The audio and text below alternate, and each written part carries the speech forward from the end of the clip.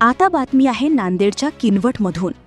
इस्लापूर येथील श्री फुलाजी बाबा आश्रमशाळेतील 7वीच्या विद्यार्थ्याचा विहिरीत बुडून मृत्यू झाल्याची हृदयद्रावक घटना गुरुवारी सायंकाळी सुमारे 4 वाजण्याच्या सुमारास घडली। या घटनेमुळे परिसरात शोककळा पसरली असून शाळा प्रशासनाच्या निष्काळजीपणावर नागरिकांनी संताप व्यक्त केला आहे।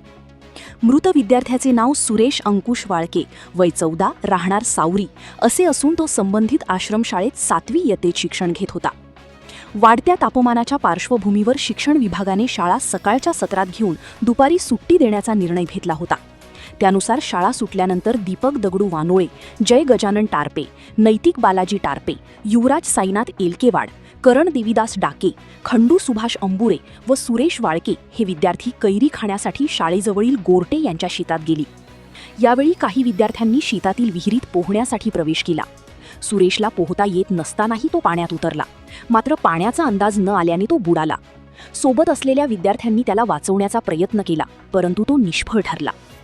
घटनेची माहिती मिळताच शिक्षकांनी घटनास्थळी धाव घेत सुरेशला तातडीने इस्लापूर येथील प्राथमिक आरोग्य केंद्रात दाखल केले, मात्र वैद्यकीय अधिकारी डॉक्टर सतीश सातोरे यांनी तपासणी करून त्याला मृत घोषित केले।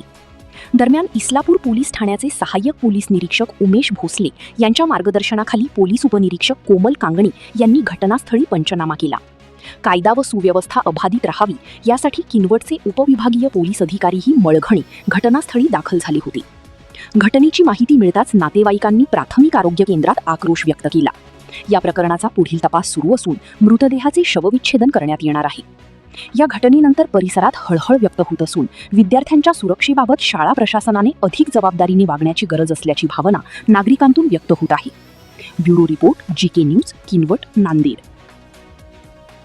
तुम्ही पाहत आहात महाराष्ट्राच्या कुशीतलं जीके न्यूज मराठी, सात जनतेची, भूमी महाराष्ट्राची।